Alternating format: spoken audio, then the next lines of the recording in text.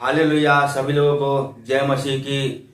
तो मेरे प्रिय मसीह लोग, आज के वचन में हम आपको बताने वाले हैं कि परमेश्वर का जो भविष्यवाणी है यहाँ पे क्या कह रहा है। परमेश्वर का लिखा हुआ वचन पवित्र बाइबल में जो है वो आपके लिए क्या कह रहा है, देखिए हम आपको बता रहे हैं। यहाँ पे लिखा हुआ है महासंकट का आरंभ। महासंकट का आरंभ परमेश्वर ने भविष्यवाणी के द्वारा बताया है। इस वचन में लिखा है कि महासंकट का आरंभ कब होगा और किसके ऊपर होगा, किसके ऊपर नहीं होगा। हम आपको पूरी बात बताएंगे इस वचन के द्वारा। तो वीडियो को बस आपको एंड तक देखना होगा। आप परमेश्वर पर विश्वास करते हो, यीशु मसीह को मानते हो, तो आपको इस वचन को पूरा देखना पड़ेगा, तभी आप समझ पाओगे कि परमेश्वर का भविष्यवाणी क्या कह रहा है। आज लोग क्यों मर रहे हैं, आज के डेट में सांसारिक लोग जो हैं क्यों मर रहे हैं। जो परमेश्वर पर विश्वास कर रहे हैं, जो विश्वासी हैं, उनके ऊपर कोई भी आंच नहीं आएगा। जो सांसारिक लोग हैं, जो अंधविश्वास में जी रहे हैं, उनके ऊपर अनेकों प्रकार के संकट आएंगे, विपत्ति आएंगे। उनको कोई नहीं बचाएगा। बचाने वाला सिर्फ परमेश्वर है। जो विश्वासी है, जो प्रभु यीशु मसीह को मानता है, उसके ऊपर कोई भी संकट नहीं आ सकता। यह परमेश्वर का वचन है। परमेश्वर का वचन कभी टल नहीं सकता। पृथ्वी टल सकती है, धरती टल सकती है, लेकिन परमेश्वर का वचन कभी भी टल नहीं सकता। तो आपको ध्यान देना कि आप किसी भी मनुष्य पर विश्वास मत करना और आपको सांसारिक लोगों पर विश्वास नहीं करना है। विश्वास करना है तो आपको सिर्फ परमेश्वर पर करना है। तो चलिए हम आपको परमेश्वर का वचन बताने जा रहे हैं। यहाँ पे लिखा हुआ है महासंकट का आरंभ। तो आप पूरे ध्यान से एंड तक वीडियो जरूर देखिएगा। तो आइए हम आपको वचन बताने जा रहे हैं परमेश्वर का। इसलिए जब तुम उस उजाड़ने वाली घृणित वस्तु को, जिसकी चर्चा दानियेल भविष्य वक्ता के द्वारा हुई थी, पवित्र स्थान में खड़ी हुई देखो, जो पढ़े वह समझे। जो पढ़े वो समझे। जो पवित्र स्थान में खड़ा है, परमेश्वर उसके ऊपर कोई भी संकट नहीं आने देगा, क्योंकि परमेश्वर जो है पवित्र है। उसका लहू जो है पवित्र है। जो विश्वासी लोग हैं वो भी पवित्र होंगे। परमेश्वर उनको भी पवित्र करेगा अपने लहू से। और आगे देखिए वचन में, तब जो यहूदिया में हो वह पहाड़ों पर भाग जाए, जो छत पर हो वह अपने घर में से सामान लेने को न उतरे। जो यहूदिया हैं वो पहाड़ों पर भाग जाए, और जो छत पर हैं वो छत पर ही रहें। जो छत पर हो वह अपने घर में से सामान लेने को न उतरे, और जो खेत में हो वह अपना कपड़ा लेने को पीछे न लौटे। जो खेत में हो अपना कपड़ा लेने के लिए पीछे नहीं लौटना है। परमेश्वर का ये वचन कह रहा है। और आगे देखिए, उन दिनों में जो गर्भवती और दूध पिलाती होंगी, उन दिनों में जो गर्भवती महिला होती हैं और जो अपने बच्चों को दूध पिलाती हैं, उनके लिए हाय हाय, उनके लिए हाय हाय प्रार्थना किया करो।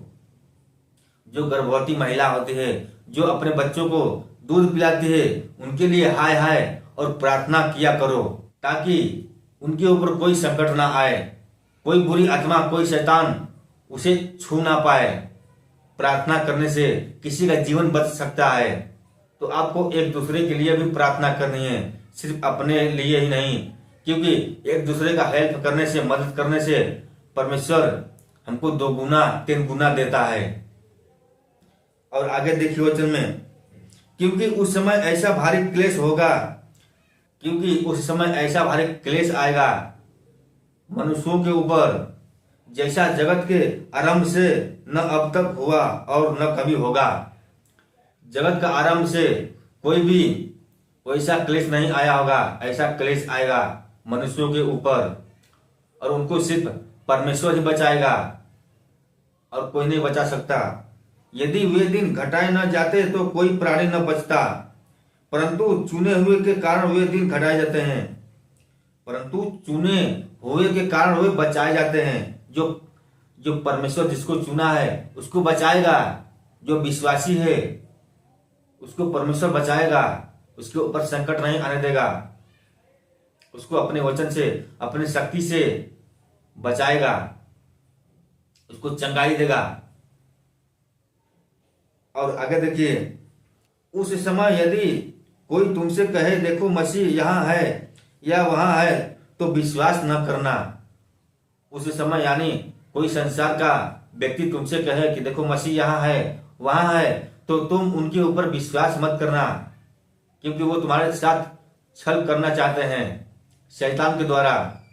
क्योंकि झूठे मसीह और झूठे भविष्यद्वक्ता उठ खड़े होंगे। जो झूठे मसीह हैं, जो